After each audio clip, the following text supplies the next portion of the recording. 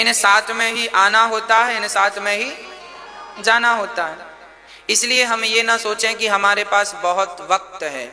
सही कहें तो हमारे पास सब कुछ है, बस वक्त ही तो नहीं है, समय ही तो नहीं है।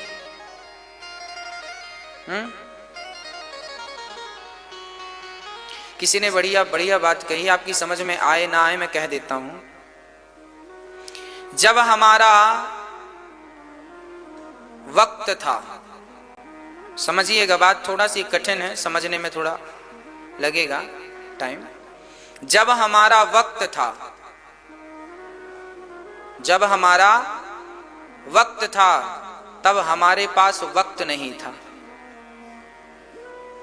और जब हमारे पास वक्त है तब हमारा वक्त नहीं है। बात खत्म। समझ में आया? इसको हिंदी करके सुनाऊं आपको? कठिन है ना, सरल करके सुनाओ। चलो सरल करके सुनाते हैं। एक व्यक्ति बहुत धनवान था, अभी उसका वक्त है, परंतु इतना धनवान था कि गरीबों के लिए उसके पास वक्त नहीं था, दान पुण्य के लिए उसके पास वक्त, किसी के आंसू देखने के लिए उसके पास वक्त था तो वक्त नहीं है। और वही व्यक्ति समय ऐसी करवट लिया कि वही व्यक्ति अब बिल्कुल रोड में आ गया। शाम की रोटी का भी जुगाड़ नहीं था, अब उसके पास वक्त ही वक्त है, पर उसका वक्त नहीं, उसका वक्त चला गया। अब तो वक्त है पर अब उसका वक्त जो था वो, हाँ, इसलिए जब भगवान तुम्हें कुछ धन दौलत से संपन्न बनाए तो दोनों हाथ सेवा के लिए खड़े कर देना, पता नहीं कल को ये वक्त रहे ना रहे।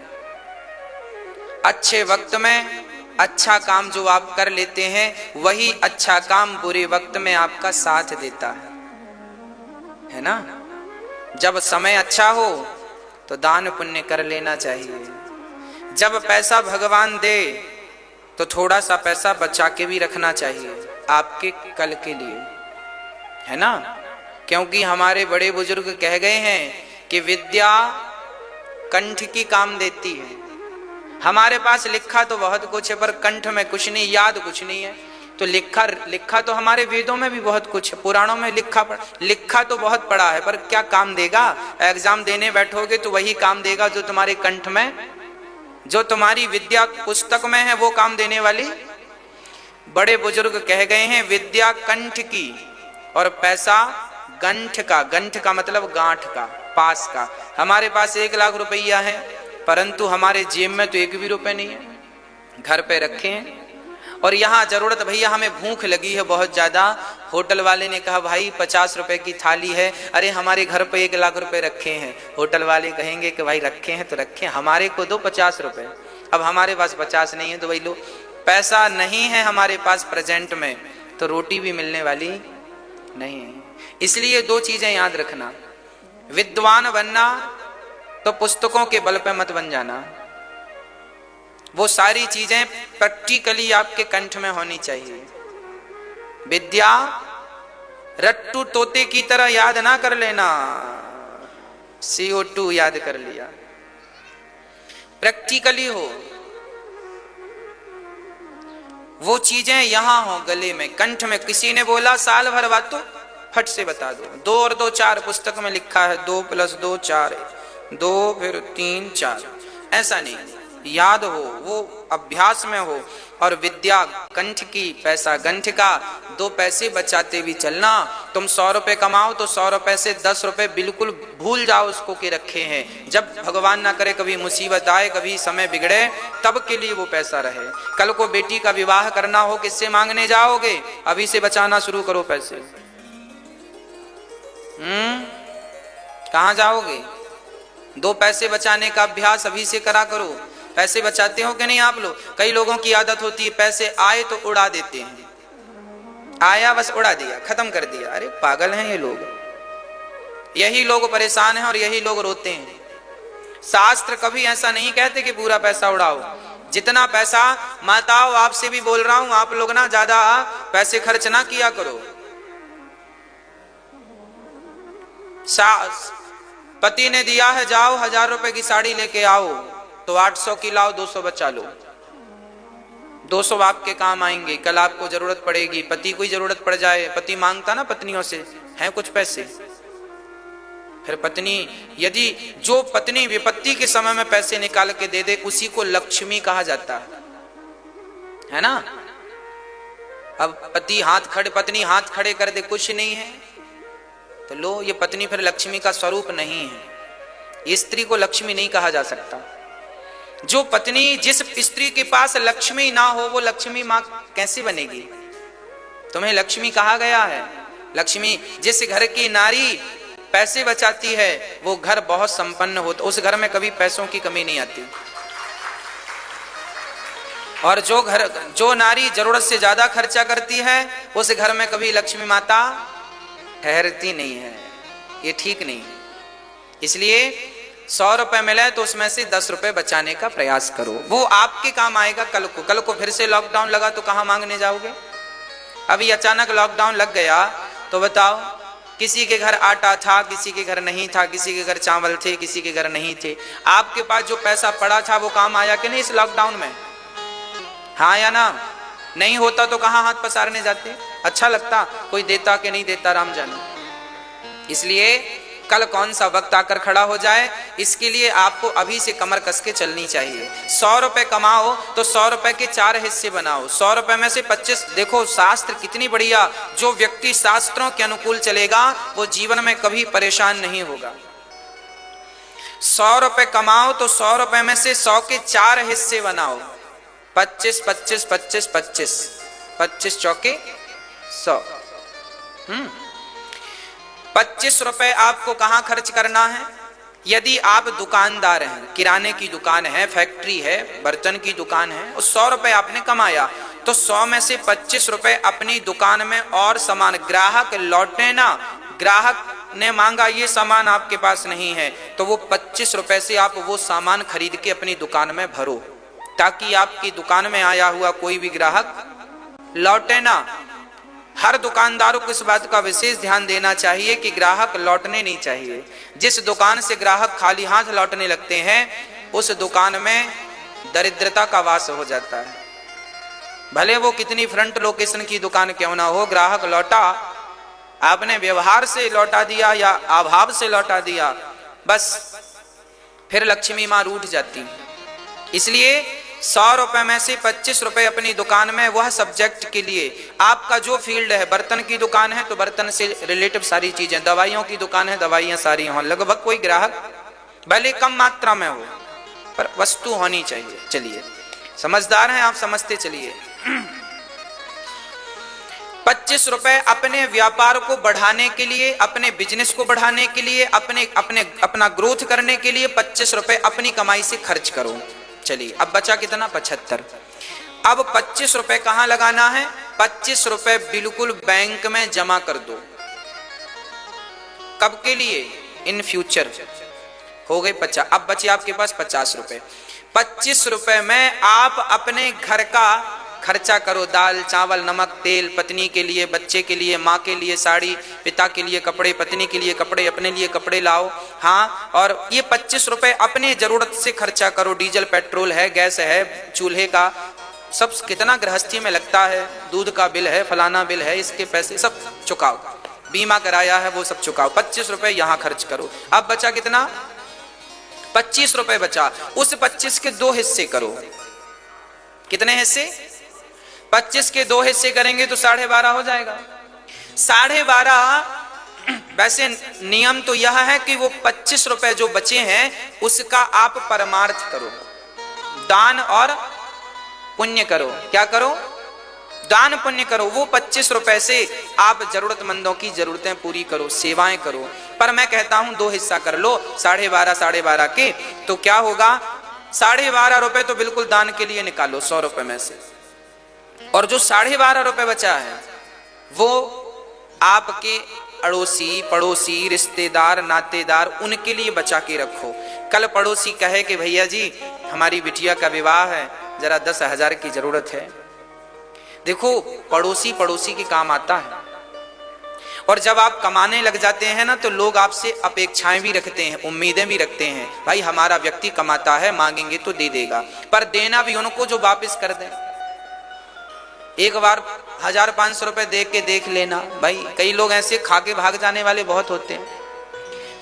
हाँ, तो जो लोग ईमानदार हैं, यदि उनको जरूरत है तो पड़ोसी धर्म भी ये निभाना चाहिए कि आप उसकी जरूरत पूरी कर। बिना कर्जा लिए ब्याज लिए क्या होता है ना, आज के जमाने में लोग ब्याज ले लेते हैं। 5,000 रुपए देंगे तो 4% ब्याज ले लेते हैं, 5% ब्याज ले लेते हैं। कई लोग मैंने सुना 10% ब्याज लेते हैं। ब्याज का पैसा कभी आपको सुख नहीं देगा, लिख कर रख लो स्टाम्प पेपर में। ब्याज का पैसा कभी आपको सुकून नहीं देगा। आप करोड़ कमा लो, हमें फर्क नहीं पड़ता, 1 करोड़ कमा लो ब्याज से, पर वो तुम्हें ना शांति से सोने भी नहीं देगा। देखिए हेल्प करिए, मदद कीजिए। आप मेरे से 5,000 रुपए मांगेंगे, महाराज जी बेटी का विवाह है, मैं महीने भर बाद लौटा दूंगा, सहार समय दूंगा, लो भाई 5,000 रुपए लो। पर चलो आपने 1 महीना कहा, मैं 1.5 महीने के लिए देता हूं, 1.5 महीने बाद आप चुका दीजिए, बात खत्म।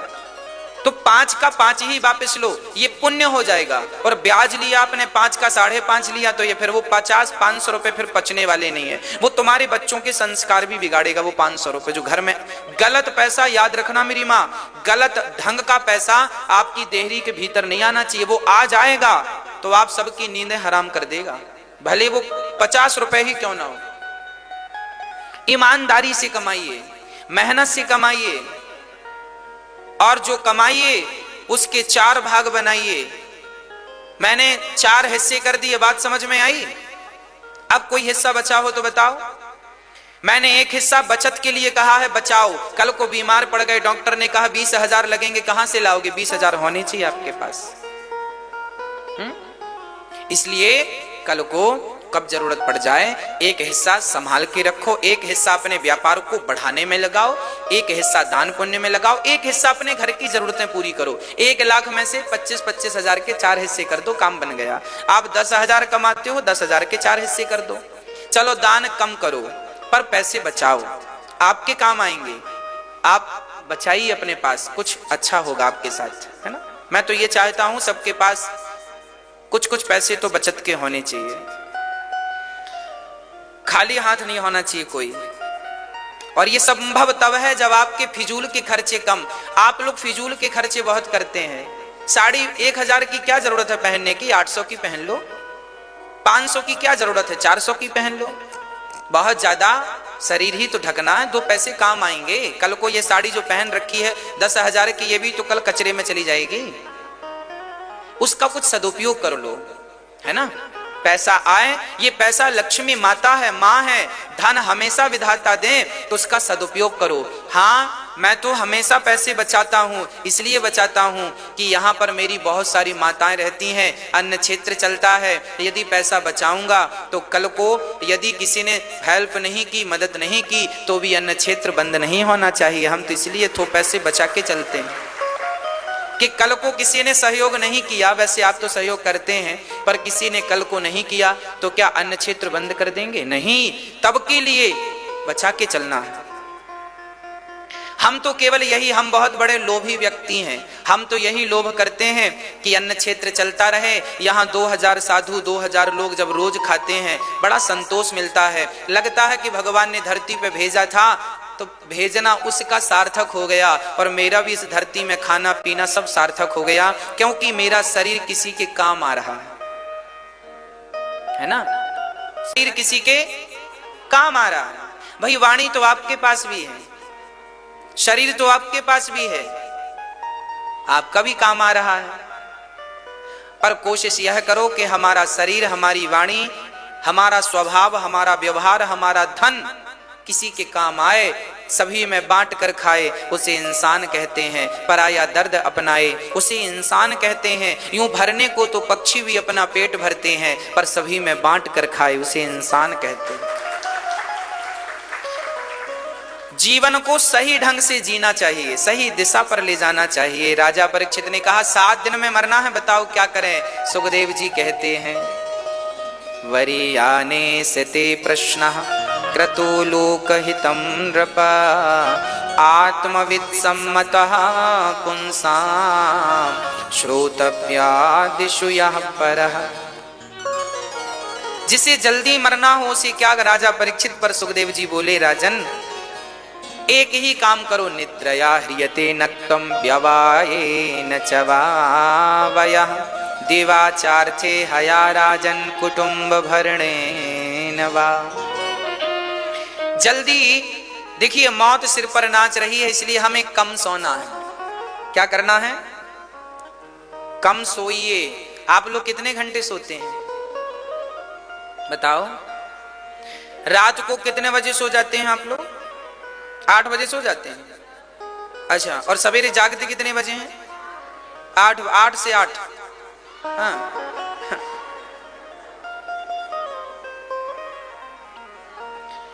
10 बजे आप सो जाते हैं और जागते कितने बजे हैं? 5 बजे जाग जाते हैं। वाह वाह, फिर तो हम आपको प्रणाम करेंगे। यदि आप 5 बजे जागते हैं तो बहुत अच्छा है। जो नहीं जागते वो ध्यान से सुने। सूर्य भगवान के उदय के पहले हमें बिस्तर त्याग देना चाहिए। सूर्य उदय होते ही, अरे सूर्य का उदय होना आपने कभी देखा कि नहीं? हाँ या ना? जरा बाहर निकलकर सूर्य का उदय देखा करो, सुबह की वो लालिमा देखा करो, सवेरे वो चिड़ियों का चहकना सुना करो। यही तो आनंद है प्रकृति का।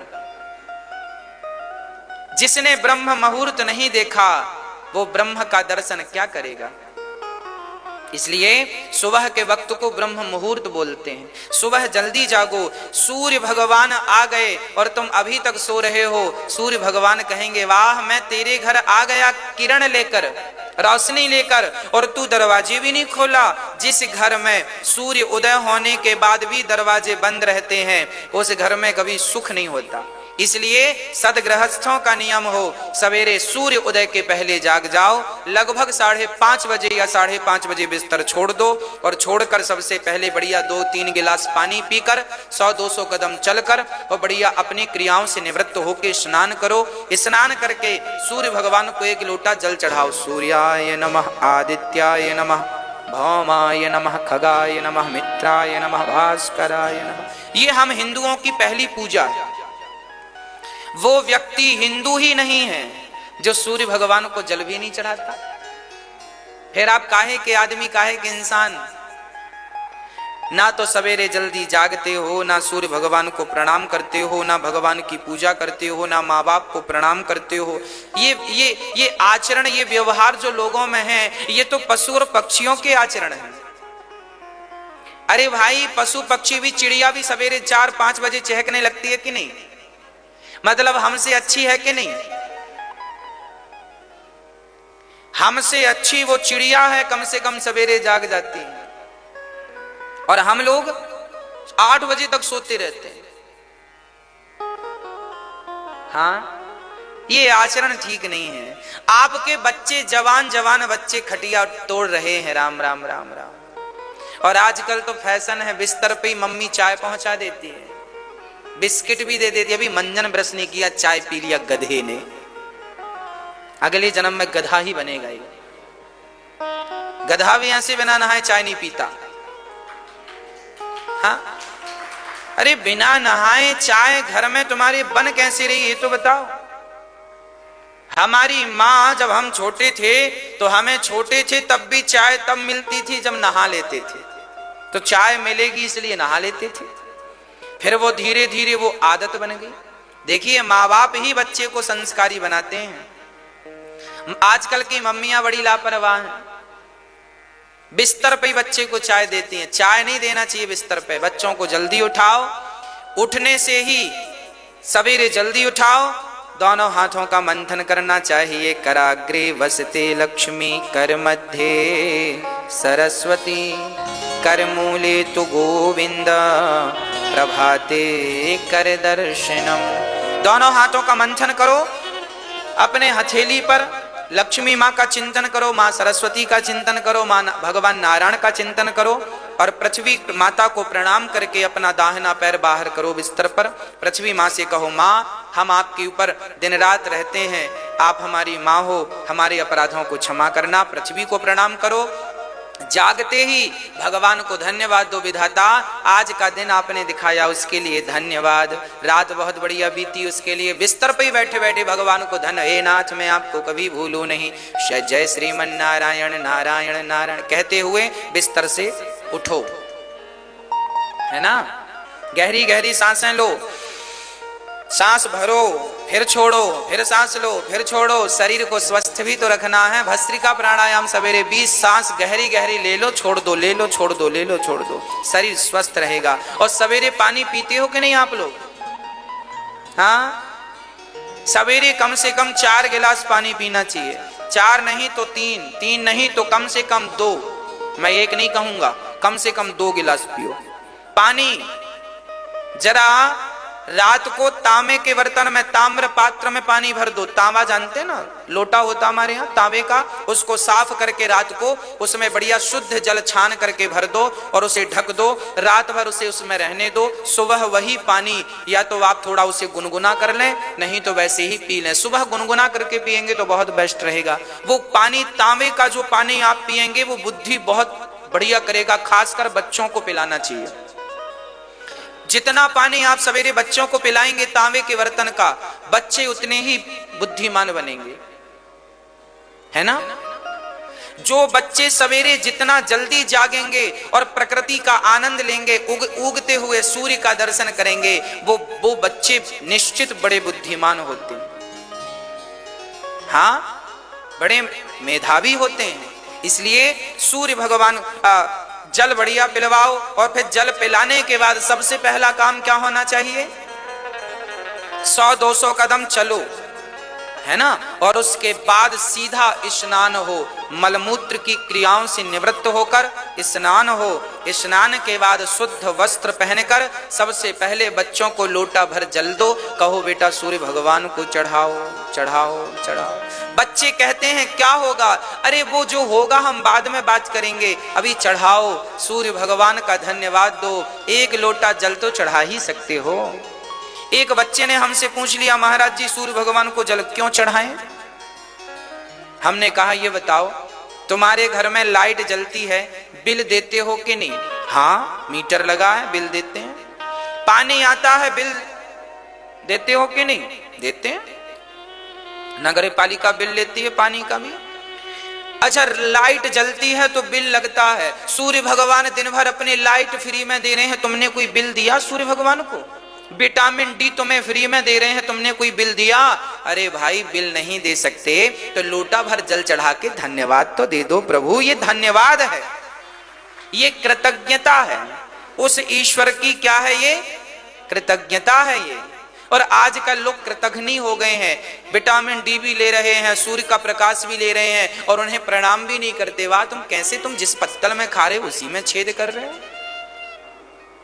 अरे तुमसे अच्छे तो कुत्ते होते हैं, 1 रोटी खा के रात भर रखवाली करके, चौकीदारी करके रोटी का हिसाब चुकाते हैं, और तुम सूर्य भगवान से प्रकाश लेके धन्यवाद भी नहीं दे रहे हो। यार कैसे व्यक्ति हो तुम? अगले जन्म में भगवान कुत्ता भी नहीं बनाएगा, उससे भी नीचा जो पैमाना है वो तुम्हें प्रदान होगा। अरे ईश्वर का धन्यवाद है ये। सूर्य भगवान को जल चढ़ाना उनका धन्यवाद है। हे विधाता, आपने प्रकाश दिया, हमारी फसलों को प्रकाश ना मिले तो क्या फसलें होंगी? हमारे शरीर को प्रकाश सूर्य का ना मिले तो क्या हम चल पाएंगे? विटामिन डी के बिना काम नहीं बनता मेरी माँ। इसलिए शरीर में विटामिन डी है, वो केवल सूर्य की किरणों से ही प्राप्त होता है। हाँ या ना? इसलिए विधाता को धन्यवाद।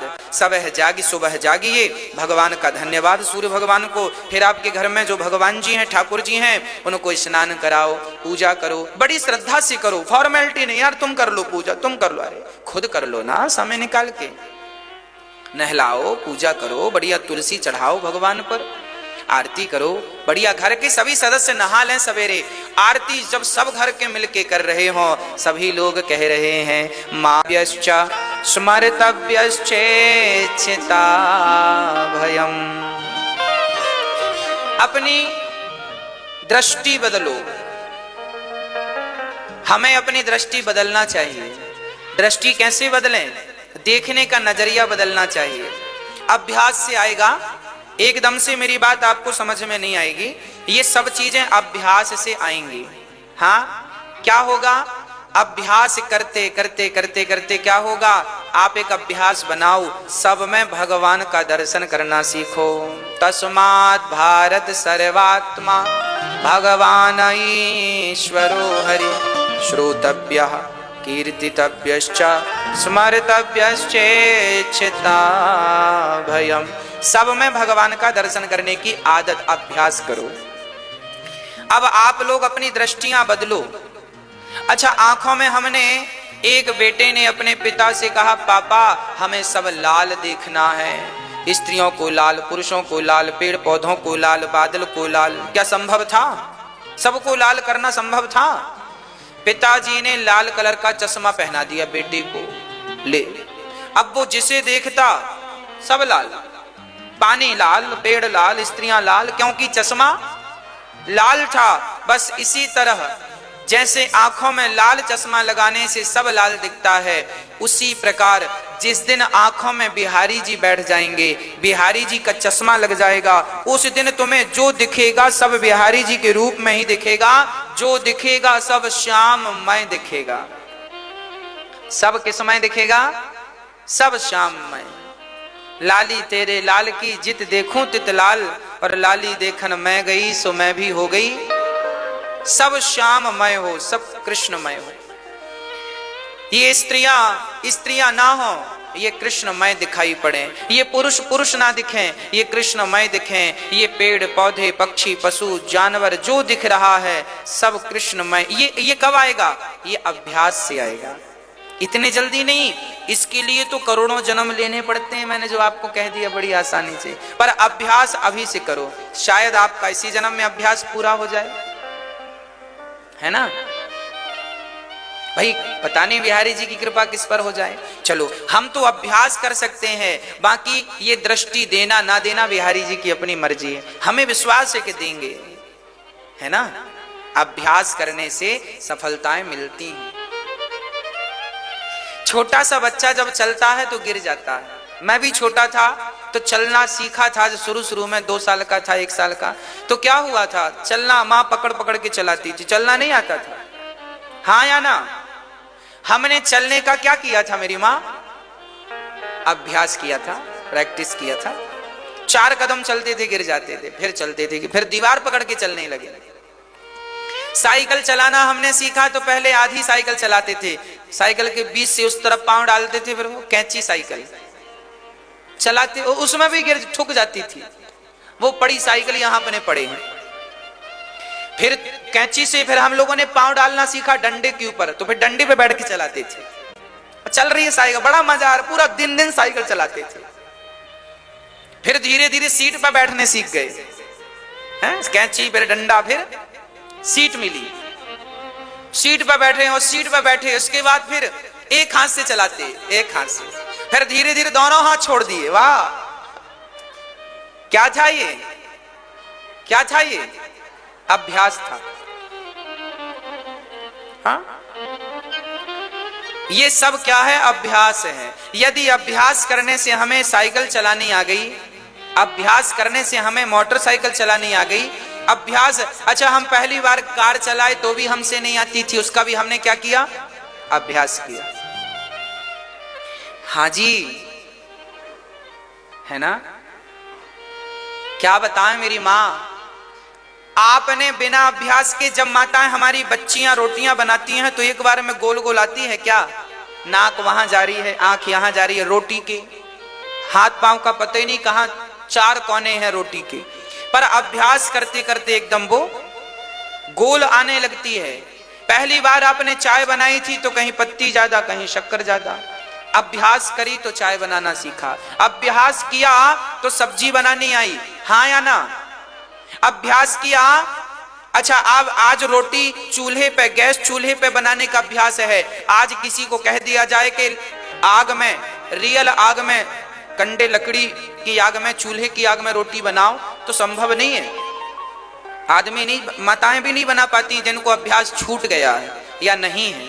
आज की जो युवा पीढ़ी है इनसे तो नहीं आएगी, आप पुराने लोगों से आ जाएगी। कहने का अर्थ यह है कि रोटी बनाना भी अभ्यास से आता है, गाय दोहना भी अभ्यास से आता है। इस दुनिया में ऐसा कौन सा काम है जिसका अभ्यास आपने नहीं किया, बता दो मुझे जरा। यहां तक कि हम मंजन करते हैं ना तो अभ्यास